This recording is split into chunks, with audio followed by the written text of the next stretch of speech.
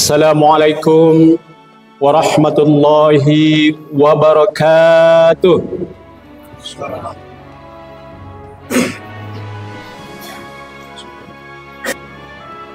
Alhamdulillah.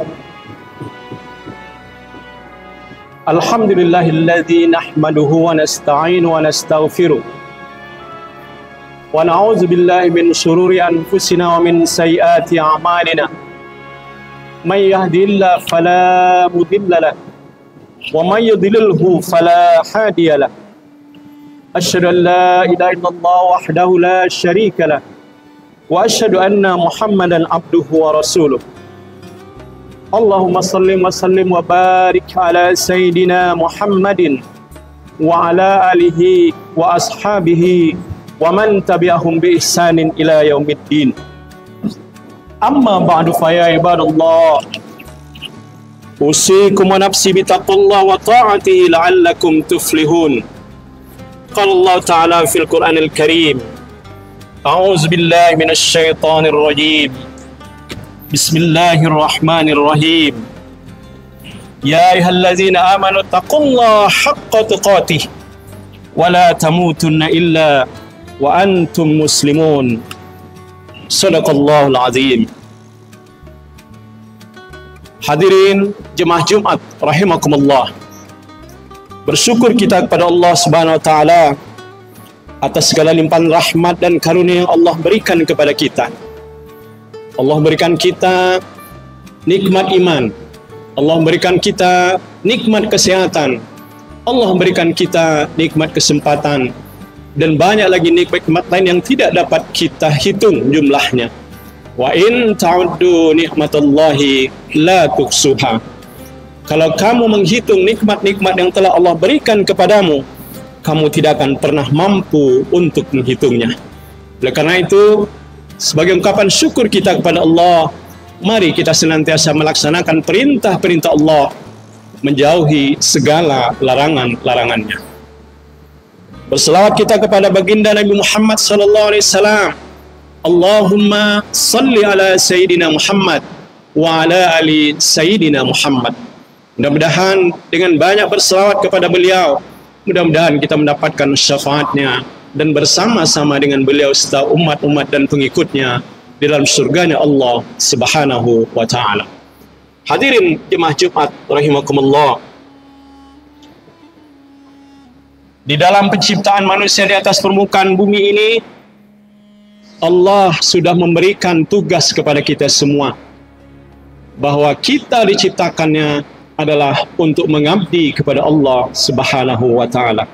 Dalam surah Az-Zariyat ayat 56, Allah ingatkan kepada kita, a'udzubillahi minasyaitonir rajim. Bismillahirrahmanirrahim. Wa ma khalaqtul jinna wal insa illa liya'budun. Dan aku tidak menciptakan jin dan manusia melainkan supaya mereka mengabdi kepada aku. Jadi tujuan pokok utama kita di atas permukaan bumi ini adalah mengabdi kepada Allah Subhanahu wa ta'ala. Pengabdian dalam arti yang lebih luas adalah melakukan segala sesuatu yang diperintahkan oleh Allah Subhanahu wa taala. Melakukan ibadah kepada Allah seperti salat, puasa, zakat dan ibadah-ibadah lainnya, termasuk naik haji, umrah dan lain sebagainya. Ini juga bagian dari pengabdian kepada Allah. Termasuk juga pengabdian dalam bentuk memberikan nafkah kepada keluarga, anak istri kita dan saudara-saudara kita. Ini juga bagian pengabdian kepada Allah. Bekerja mencari yang halal, ini juga bagian pengabdian kepada Allah Subhanahu wa ta'ala. Namun dalam mencari atau melaksanakan pengabdian kepada Allah Subhanahu wa ta'ala, terkadang kita dihadapi dengan berbagai macam godaan-godaan, tertipu dengan beberapa kesenangan-kesenangan yang kadang-kadang dengan kesenangan-kesenangan yang didapat di atas dunia ini membuat kita lupa tujuan akhir kita, yaitu menghadap Allah dengan membawa pengabdian-pengabdian tersebut. Pada kesempatan Jumat yang berbahagia ini, khatib akan mencoba untuk mengajak kita semua, mengingatkan kita semua untuk kita berhati-hati dengan kesenangan-kesenangan semu tersebut. Hadirin sekalian, kesenangan-kesenangan semu. Mungkin semu ini sudah sering kita dengar, tapi Hatib ingin mengingatkan kepada kita bahwa yang disebut dengan semu itu dalam kamus bahasa Indonesia adalah tampaknya seperti asli atau seperti yang sebenarnya, padahal sama sekali bukan yang asli atau bukan yang sebenarnya. Namun inilah yang membuat kita banyak tergoda. Allah ingatkan kepada kita dalam surah Al-Hadid ayat 20. Apa kata Allah? A'udzubillahi minasyaitonirrajim. Bismillahirrahmanirrahim. I'lamu annamal hayatud dunya la'ibun wa lahwun wa zinatun wa tafakhurun bainakum wa takassurun fil amwali wal aulad kamasali ghaisin a'jabal kuffara nabatuhu summa bahiju fatarahu musfarran summa yakunu khutaman wa fil akhirati azabun sadidun wa maghfiratun minallah wa ridwanun wa mal hayatud dunya illa mata'ul ghurur. Yang artinya, ketahuilah bahwa sesungguhnya kehidupan dunia ini hanyalah permainan dan suatu yang melalaikan, perhiasan dan bermegah-megah di antara kamu, serta berbangga-banggaan tentang banyaknya harta dan anak, seperti hujan yang tanaman-tanamannya mengagumkan para petani. Kemudian tanaman itu menjadi kering, dan kamu lihat warnanya kuning, kemudian menjadi hancur. Dan di akhirat nanti ada azab yang keras dan ampunan dari Allah, serta keridhaannya. Dan kehidupan dunia ini tidak lain hanyalah kesenangan yang menipu. Hadirin sekalian, apa yang dimaksud dengan permainan atau life ini? Bapak Ibu sekalian, di atas dunia ini kita melihat banyak sekali permainan, dan sebagian dari permainan tersebut banyak yang kita suka. Ada yang gemar berolahraga seperti bola barangkali, ada yang gemar futsal, ada yang gemar voli, bulu tangkis, tenis, dan lain sebagainya. Kadang-kadang permainan ini mengasyikkan kita. Belum lagi kalau yang hobi catur dan lain sebagainya, mengasyikkan kita memang permainan ini. Cuman kadang-kadang permainan ini membuat kita lupa dengan tujuannya. Artinya apa? Pada saat kita asyik berolahraga, kita lupa sholat. Pada saat kita seharusnya berpuasa, tapi karena kita berolahraga, kita lupa untuk melakukan pengabdian kepada Allah Subhanahu wa Ta'ala. Banyak kita lihat saudara-saudara kita lagi asik main-main yang sifatnya permainan-permainan seperti ini.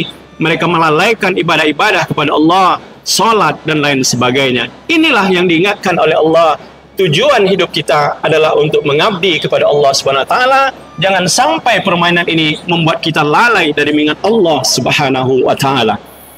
Yang kedua, hadirin sekalian, lahun. Ada kesibukan-kesibukan yang melalaikan kita. Banyak hal yang menyebabkan kita sibuk. Anak sekolah sibuk dengan berangkat ke sekolah dengan segala aktivitas dan pekerjaan rumahnya. Mahasiswa juga dengan segala tesis, disertasi dan lain sebagainya. Pegawai juga dengan segala aktivitas rapat dan lain sebagainya. Belum lagi pekerjaan-pekerjaan. Kalau guru mungkin banyak lagi yang harus dia siapkan untuk laporan supaya tunjangan profesinya bisa cair. Tetapi ingat, ini adalah hal-hal yang sifatnya duniawi. Jangan sampai kesibukan kita di kantor, kesibukan kita di sekolah, kesibukan kita menyelesaikan administrasi melalaikan kita dari mengingatkan Allah Subhanahu wa Ta'ala. Sampai waktunya untuk ibadah, jangan lupa kita untuk beribadah kepada Allah Subhanahu wa Ta'ala. Dan pada saat kita mendapatkan penghasilan dari kesibukan kita, jangan lupa kita untuk berbagi kepada sesamanya. Hadirin sekalian, yang berikutnya zinah. Zinah itu artinya adalah perhiasan. Segala yang menyajikan keindahan pasti kita menyukainya.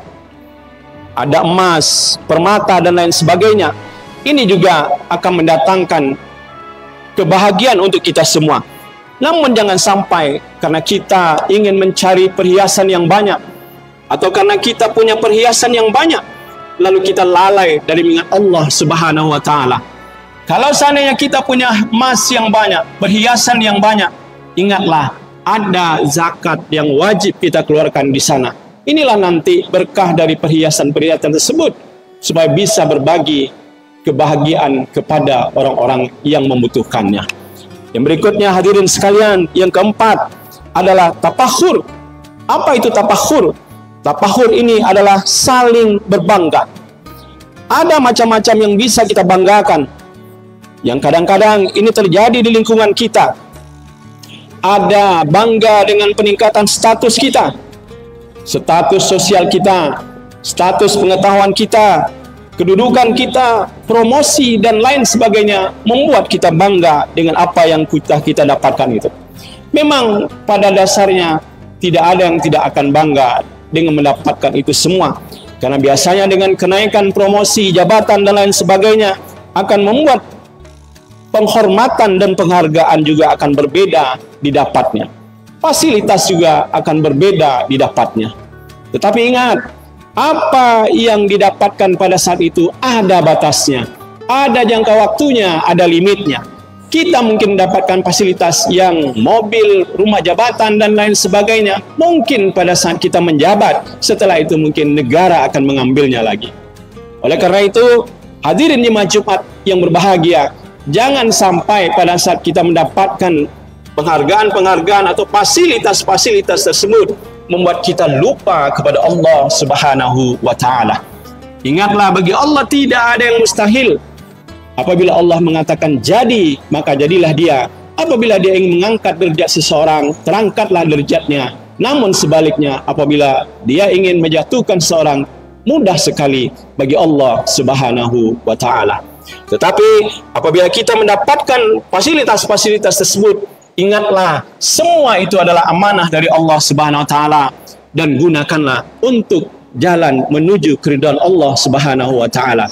Saat kita punya jabatan yang besar pengaruhnya, menjadi kepala daerah dan lain sebagainya, gunakanlah jabatan tersebut untuk memberikan pengabdian yang terbaik kepada masyarakat kita, membangun fasilitas-fasilitas kemasyarakatan, fasilitas ibadah dan lain sebagainya, sehingga pada saatnya nanti kita tidak menjabat lagi, ada jariah yang akan kita panen nantinya. Setelah kita di dunia pun orang akan terus menyebut kita, dan setelah di akhirat nanti ada sedekah jariah, amal jariah yang akan terus mengalir kepada kita semua.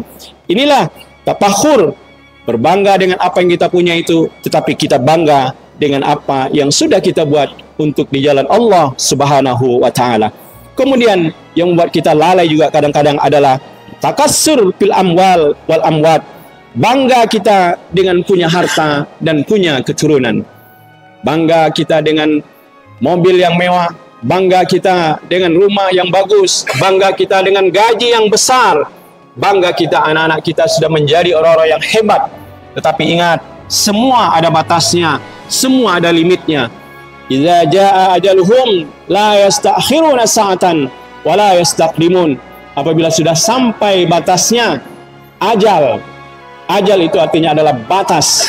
Apabila sudah sampai batasnya, tidak bisa ditunda barang sedetik pun, dan tidak bisa juga minta didahulukan. Oleh karena itu dalam hadis yang lain Nabi ingatkan kepada kita, salah satunya adalah ingatlah hidupmu sebelum matimu, ingatlah kayamu sebelum miskinmu, ingatlah mudamu sebelum tuamu. Banyak hal-hal lain yang bisa kita harus ingatkan supaya kita tidak terus berbangga dengan apa yang kita punya. Karena sesungguhnya apapun yang kita punya ini semuanya adalah milik Allah Subhanahu wa Ta'ala. Hadirin sekalian, apa yang harus kita banggakan sesungguhnya? Yang kita banggakan sesungguhnya adalah kebahagiaan sejati yang akan kita dapatkan nanti apabila kita gunakan fasilitas-fasilitas yang Allah berikan kepada kita di dunia ini dengan sebaik-baiknya untuk mengabdian kepada Allah Subhanahu wa Ta'ala. Dalam sebuah diskusi dikatakan, aku telah siapkan untuk hambaku yang soleh kenikmatan surga yang tidak pernah dilihat oleh mata, tidak pernah didengar telinga, dan tidak pernah terbetik di hati manusia sebagai simpanan baginya yang akan kalian belum pernah melihatnya. Lalu dibacakanlah ayat, tidak ada satu jiwa pun yang mengetahui apa yang disembunyikan untuk mereka dari bidadari-bidadari surga sebagai balasan atas apa yang mereka amalkan. Dan ini kita dapat nanti adalah kekal dan abadi selama-lamanya. Tidak semua hanya sebatas kita hidup di dunia saja. Mudah-mudahan kesenangan-kesenangan yang kita dapatkan di dunia ini kita gunakan untuk meningkatkan amal ibadah kita kepada Allah, untuk kehidupan yang kekal dan abadi nanti di akhirat kelak. Jangan kita lalai dengan fasilitas yang Allah berikan yang sifatnya hanya untuk sementara saja. Barakallahu li wa lakum fil Qur'anil azim wa nafa'ani wa iyyakum bima fi minal ayati wa zikril hakim wa taqabbala minna wa minkum tilawatahu innahu huwal ghafurur rahim.